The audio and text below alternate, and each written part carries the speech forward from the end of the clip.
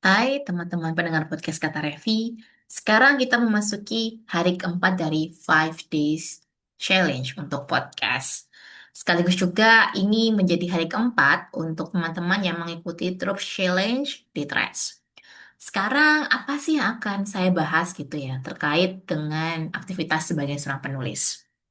Kemarin-kemarin kita sudah membahas tentang mindset, kemudian juga tentang branding. Nah, gimana caranya supaya kamu tidak hanya menggunakan mindset dan mulai belajar untuk membranding? Tentunya kamu harus punya sistem. Sebagai seorang penulis 27 buku, ngeblog, kerja kantoran sebagai penerjemah, kadang-kadang banyak teman-teman yang bertanya gimana saya bisa mengatur aktivitas sebagai kepenulisan. Nah, saya tuh terinspirasi gitu ya. Kemarin saya membaca sebuah utas di Threads yang lumayan ramai juga. Di situ ada akun yang dia menyematkan atau mengatakan kembali pesan dari salah satu digital marketer yang populer sekali, yaitu Alex Hormozy. Si Alex Hormozy ini ngomong kalau work-life balance itu mustahil dan itu hanya bisa dilakukan oleh mediocre. Maksudnya, ya berarti orang-orang yang mengejar work-life balance itu adalah orang-orang yang sebenarnya ya nggak akan bisa maju, nggak akan bisa menjadi orang yang sukses. Ada satu hal di sini yang menurut saya harusnya digarisbawahi. Mengejar work-life balance itu bukanlah sesuatu yang memalukan gitu. Karena pada dasarnya manusia itu kan tidak didesain untuk menjadi seperti ini ya robot gitu kan. Selain itu juga kuda aja yang kelihatannya punya stamina lebih kuat dari kita bisa capek dan pingsan kalau dipaksa terus-terusan untuk bekerja, menarik delman atau menjadi pembawa beban dan lain-lain. Maka dari itu, saya ingin mengingatkan pada teman-teman penulis, mau kalian menjadi seorang content writer, copywriter, atau penulis buku, kalian harus punya sistem. Dan sistem ini harus kalian ciptakan sendiri. Karena bagi saya, setiap orang itu tidak bisa disamakan produktivitasnya ketika hidup mereka sangat berbeda dan peran mereka juga berbeda. Seorang lajang seperti saya yang punya pekerjaan kantoran tidak demanding atau tidak sering lembur, tentu berbeda dengan teman-teman yang kerjaannya dikejar target, meskipun sama-sama lajang. Jadi kalau saya atau dia memaksakan produktivitas menulisnya sama dengan saya, tentu berbeda. Ini sama halnya dengan ketika saya sempat gitu ya membandingkan diri dengan teman yang full time menjadi seorang penulis dan bisa menghasilkan banyak karya, mendapatkan uang yang lebih banyak dari menulis daripada saya. Kemudian saya mikir lagi, oh iya ya, kan aku udah dapat rezeki dari pekerjaan utamaku. Dan itu pun dari pekerjaan tetap. Sedangkan teman-temanku yang penulis ini belum tentu penghasilan mereka di bulan ini besar, di bulan berikutnya sama karena freelance. Jadi kita tidak perlulah melihat orang lain memiliki produktivitas yang kelihatannya lebih tinggi atau yang hasilnya bagi kita itu lebih wow. Padahal sistem setiap orang itu memang tidak bisa disamakan. Sama halnya dengan work-life balance. Oke, yang mau saya bahas pertama nih sebelum kita masuk ke pembahasan soal work-life balance tadi, saya mau ngomongin sistem yang menjadi topik utama dari podcast kita kali ini. Kenapa penulis itu butuh sistem? Karena kalau kita nggak punya sistem, kita akan menganggap bahwa kegiatan menulis ini menjadi kegiatan hobi semata. Ini kan kita ngomonginnya dalam konteks menulis itu kan menjadi sebuah aktivitas side hustle yang memang nggak harus menjadi 100% fokus utama kita, tapi inginnya kan kita ingin menjadi orang yang tulisannya menghasilkan. Jadi kalau orientasi kalian itu bukan hanya sekedar nulis untuk curhat, maka yang perlu teman-teman mulai susun adalah sistem. Kantor memiliki sistem, maka dari itu masuk jam sekian, istirahat jam sekian, makan siang berapa menit, kemudian kerja lagi, sudah selesai. Kalau sebuah kantor itu nggak punya sistem, ya pastinya pekerjanya akan bekerja seenaknya sendiri. Bahkan di setiap individu yang ada di kantor itu ada yang namanya standar gitu ya, standar kompetensi supaya mereka bisa memenuhi standar minimal gitu. Oh, kalau kamu kerjanya ini, job desk-nya ini.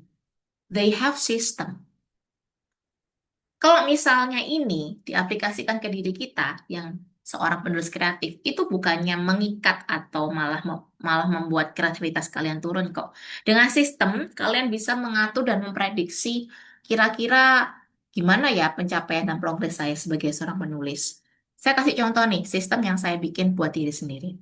Selain sebagai seorang pekerja kantoran yang kerjanya di bidang penerjemahan, saya juga jadi seorang life coach dan juga mentor kelas-kelas komunitas.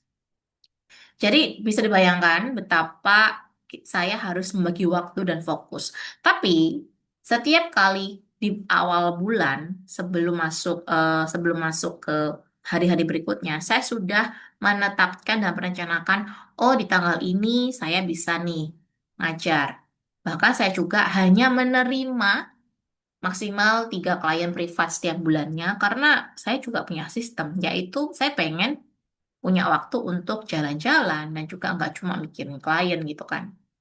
Jadi di situ saya udah berpikir ya karena memang saya masih kerja kantoran, maka saya nggak mau serakah dengan membuyarkan atau membuat berantakan sistem yang udah saya buat. Saya udah punya sistem setiap bulan cuma maksimal 3 klien privat. Kemudian setiap bulan juga cuma hanya 1 atau 2 kelas komunitas. Sisanya, saya juga ikut komunitas Toastmasters untuk belajar public speaking dalam bahasa Inggris dan leadership. Saya juga punya agenda buat nonton bioskop dan juga untuk nonton-nonton drakor di kos atau di rumah. Saya selalu meluangkan waktu dalam 1 minggu itu untuk rajin olahraga juga, meskipun cuma 10 sampai 15 menit sehari. Setelah merencanakan sistemnya secara utuh nih, saya udah punya bayangan di dalam 1 bulan ini ngapain-ngapain aja.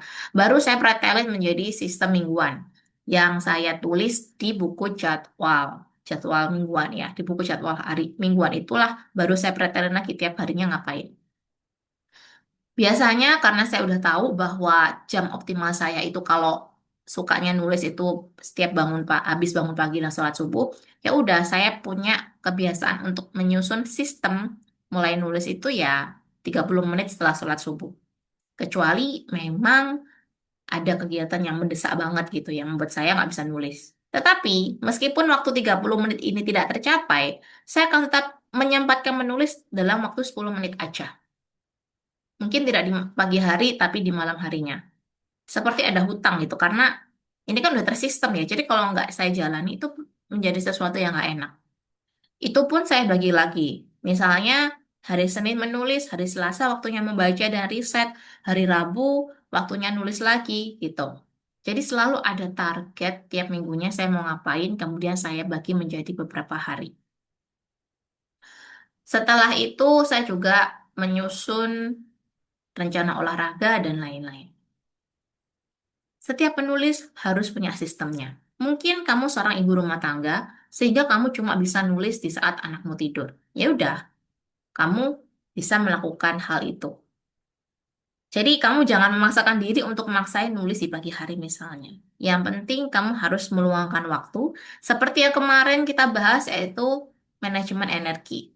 Jadi sebelum ngomongin mau ngatur waktu nulisnya berapa menit, mau ngatur waktunya kalian segala macam, pikirkanlah waktu istirahat kalian juga. Jadi sistem itu akan terbentuk ketika kalian sudah menentukan kapan waktunya menulis, kapan waktunya istirahat. Kalau sistem ini kalian susun menjadi sebuah hal yang serius seperti saat kalian kerja kantoran, maka ini akan menjadi sebuah hal yang menyenangkan. Kalian punya sistem, kalian bisa memprediksi kesibukan kalian, dan akhirnya kalian juga bisa memprediksi, misalnya kalau kalian punya deadline dari klien, itu saya bisa mencapai atau menyelesaikan proyek ini berapa lama ya? Dengan adanya proyek ini, apakah saya bisa menerima proyek dari klien lain? Dengan hal ini, kamu nggak akan terjebak menjadi aktivitas yang penuh burnout. Saya udah pernah menjalani aktivitas sebagai freelance writer tanpa sistem. Saya kejar semua job ketika saya juga kerja kantoran dan akhirnya in the end I was sick. Saya mengalami cedera yang parah selama hampir 2 bulan karena kelelahan ekstrem. Jangan ditiru ya, jadi sistem itu harus kalian miliki. Kak, tapi setelah menyusun sistem 2 bulan ternyata berantakan. Nggak apa-apa, evaluasi. Kemudian ketahui kenapa berantakan. Dan akui itu. Mulai perbaiki pelan-pelan. Yang awalnya kalian terbiasa nulis 30 menit, ya udah nulis 5 menit aja sampai 10 menit. Jadikan sebuah sistem yang teratur. Berikutnya soal work-life balance ya. Kalau ngomongin ini saya selalu bilang kita nggak mungkin bisa memberikan perhatian 100% sama pada hal-hal yang ingin kita seimbangkan. Pasti akan ada hal yang kita prioritaskan.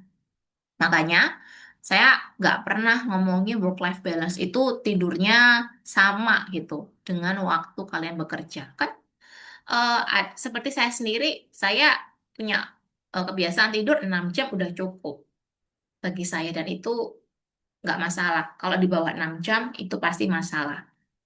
Yang paling penting adalah kalian tidak tidur di bawah 6 jam atau di bawah 7 jam ya. Karena memang orang dewasa itu kan harusnya punya waktu istirahat juga.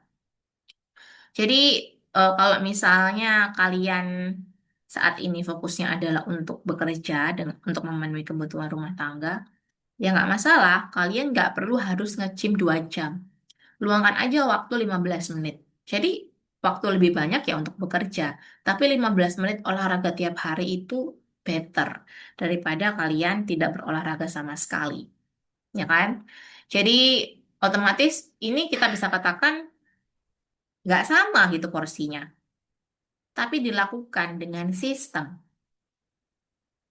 Saat ini kalian nggak bisa menulis panjang karena emang lagi fokus untuk bisnis dan banyak kebutuhan-kebutuhan lain yang harus diperhatikan untuk keluarga.